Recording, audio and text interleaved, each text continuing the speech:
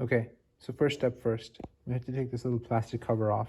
So unlike most cars, it's not just a plastic cover, it's attached to things. It's attached to these two hoses. So in the back here, we're gonna unscrew this clamp and pull this hose off. I'm gonna leave this hose on.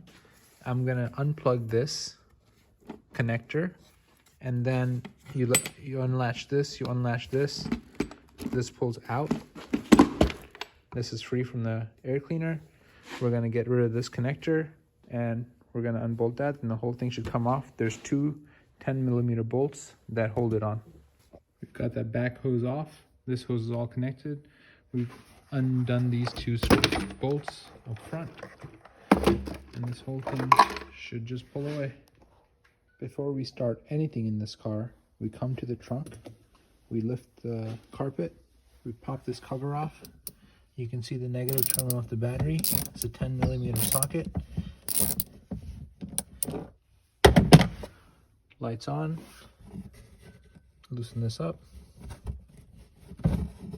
Disconnect. Make sure it's safely to the side. Lights are off. This car has a bunch of sensors, and whenever we do any work in the car, disconnect that, otherwise you might trigger a code that might require a trip to the dealer to reset. The next step would be to remove this coil. So we'll disconnect that plug and remove these two Torx T30 bolts. To disconnect the plug, you have to pull back on this orange tab with the screwdriver, so you can press this tab and pull back. After that, we just pull up on the coils when they come out, and you can see there's oil around it.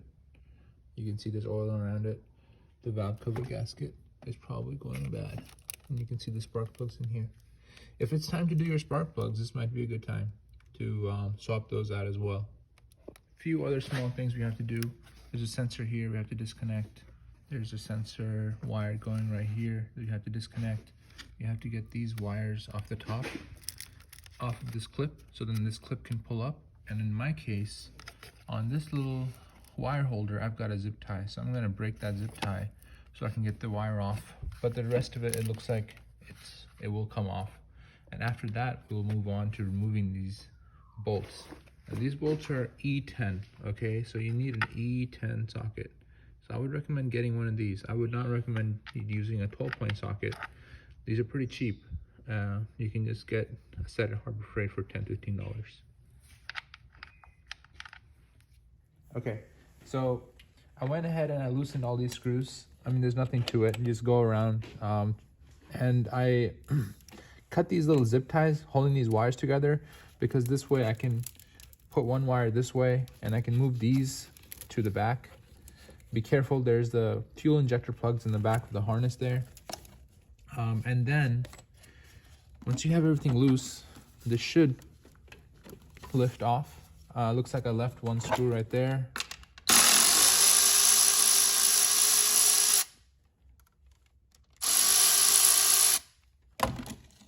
Okay, now everything should be loose, and they should all just lift off as one piece. And don't forget your oil dipstick. Don't leave that in.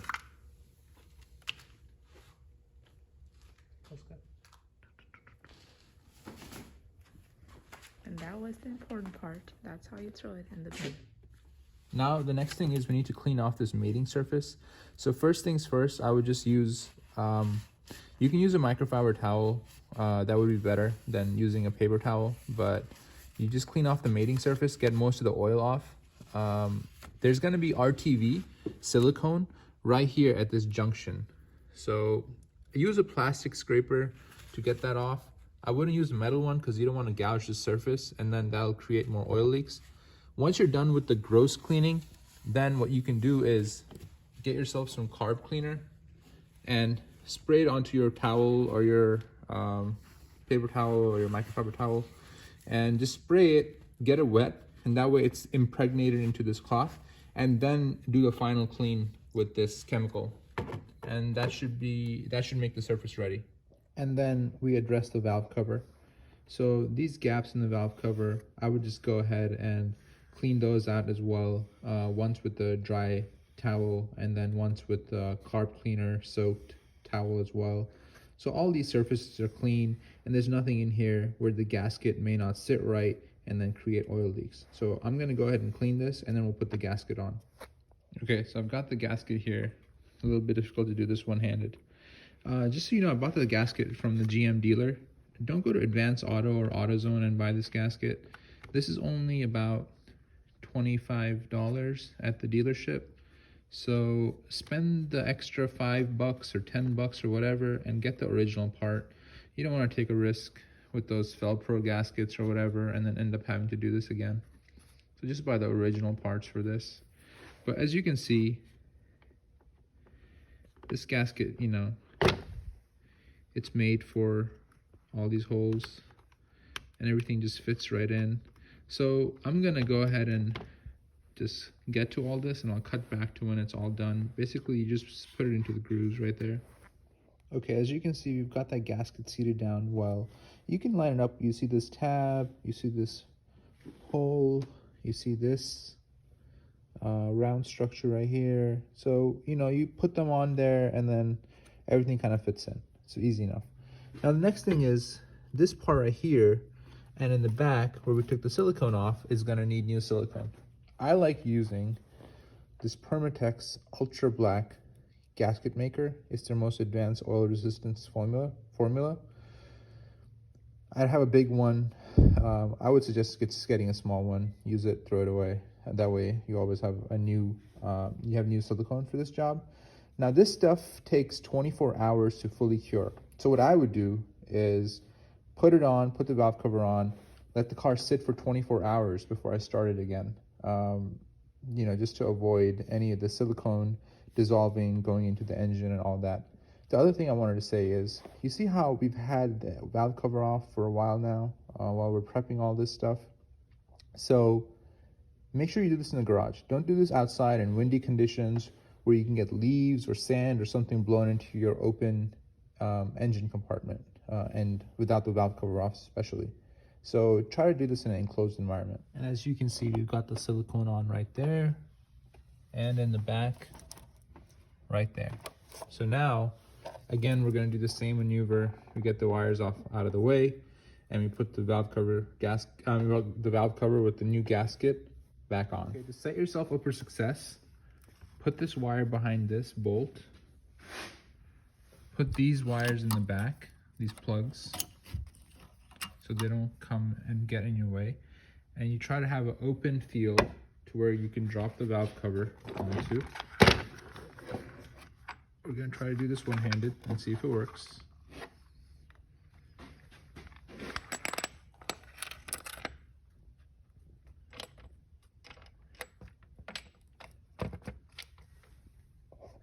It's somewhat working.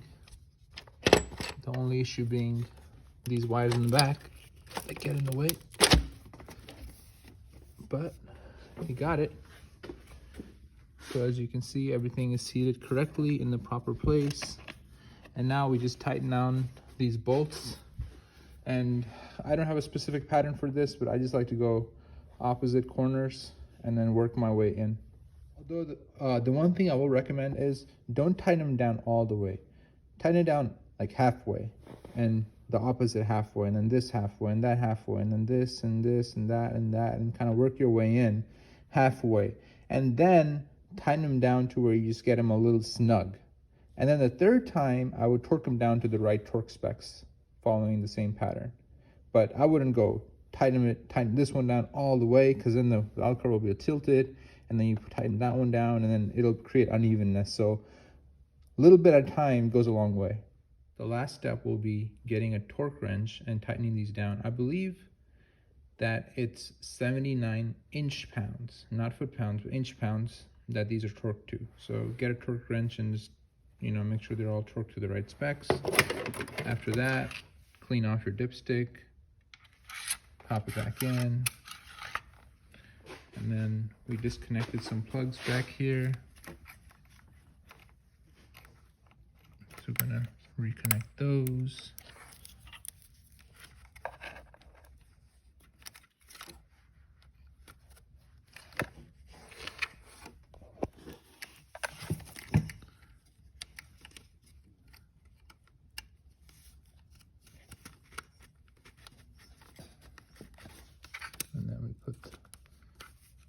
this thing back on. We disconnected these wires that have zip ties on them, so you can zip tie them back together. Put this wire back into these little grooves where they sit, and you know, you can zip tie these back together if you'd like. The coil pack just fits right in. You plug the plug back in. There's 2 bolts that we removed, those go back on.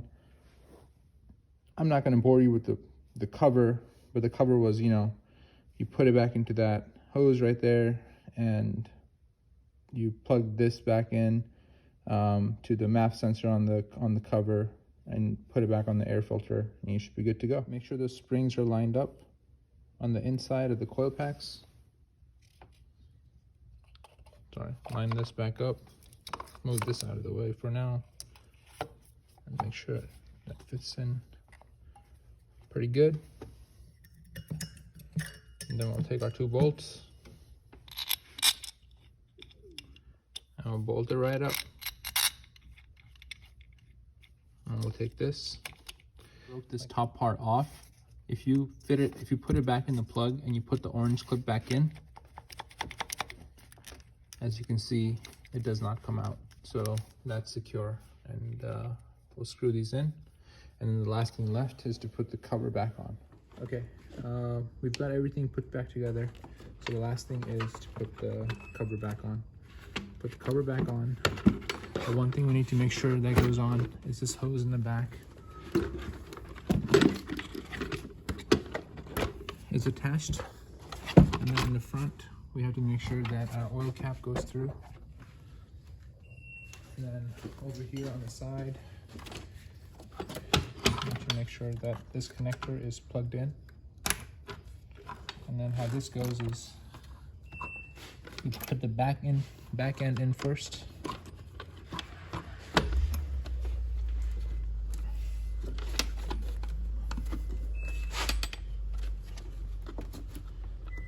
Make sure these clips are out of the way.